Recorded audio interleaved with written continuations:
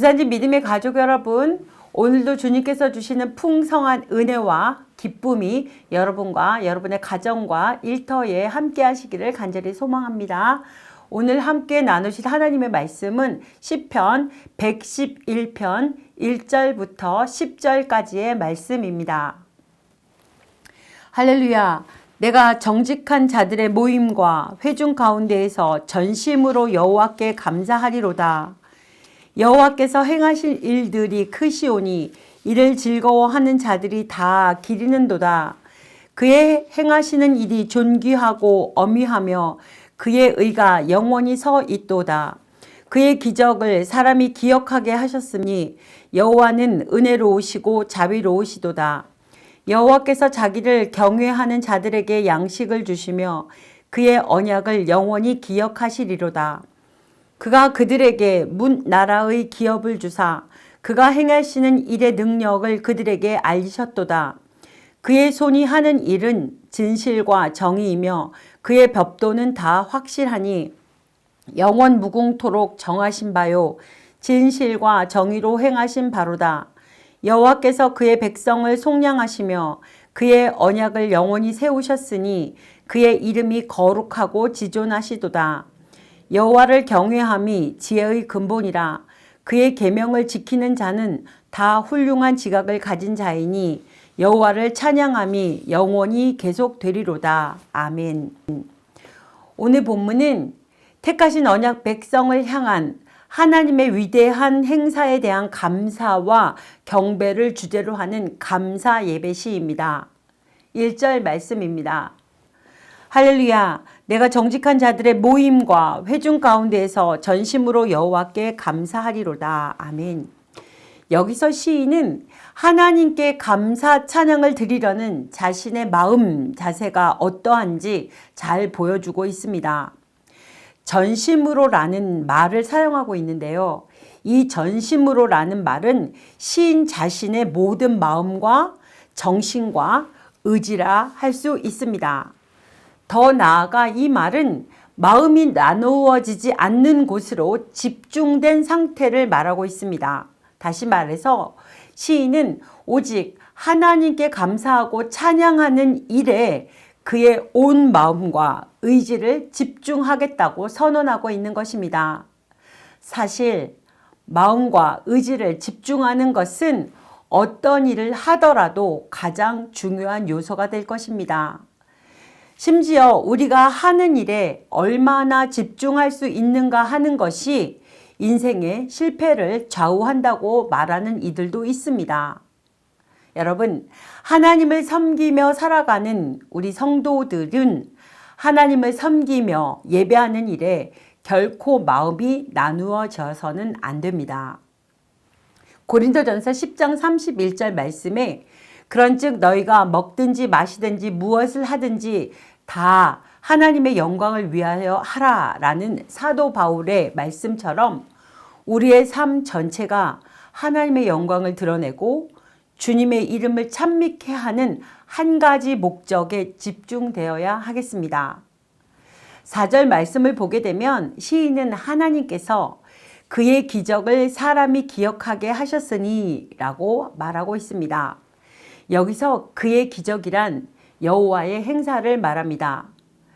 그의 기적이란 말씀 5절과 6절에 근거하여 볼 때 하나님께서 이스라엘 자손들을 애굽의 종살이에서 해방시켜 자기 백성으로 삼으시고 광야에서 각양 은혜로 인도하시고 마침내는 가나안을 정복하게 하신 일을 말하는 것입니다. 실로 하나님께서 이스라엘 자손을 애굽에서 구원하시고 가나안 땅에 정착하게 하신 일은 놀랍기 그지없는 일입니다.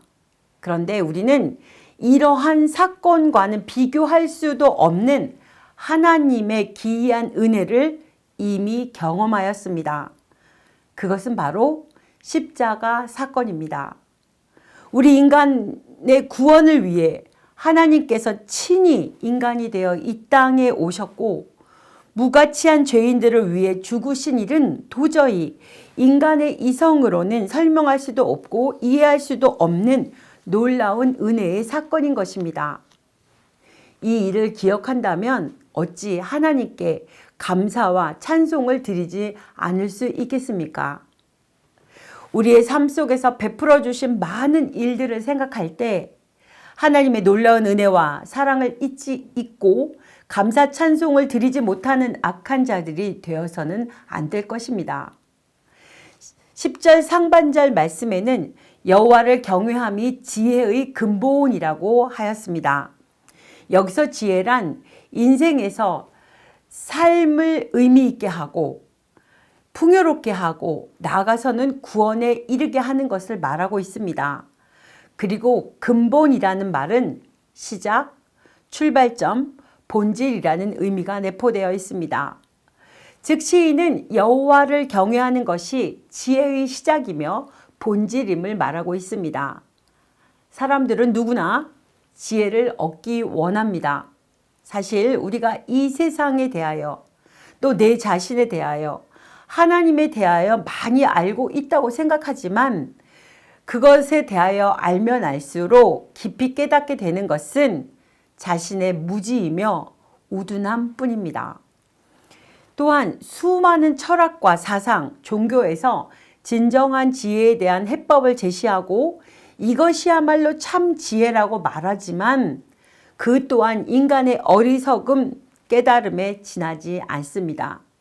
그래서 욥은 욥기서 28장 12절과 13절에서 분명히 말하고 있습니다. 그러나 지혜는 어디서 얻으며 명철이 있는 곳은 어디인고 그 길을 사람이 알지 못하나니 사람 사는 땅에서는 찾을 수 없구나. 아멘. 깊은 바다에서도 정금이나 귀한 보석으로도 지혜를 얻을 수 없다는 것을 깨달았을 때 그는 한 가지 결론에 도달하게 됩니다. 욥기 28장 28절 말씀입니다. 보라, 주를 경외함이 지혜요, 악을 떠남이 명철이니라. 아멘. 사랑하는 믿음의 식구 여러분, 지혜를 얻는 길은 오직 하나입니다. 그리고 그 길은 세상에 있지 않습니다.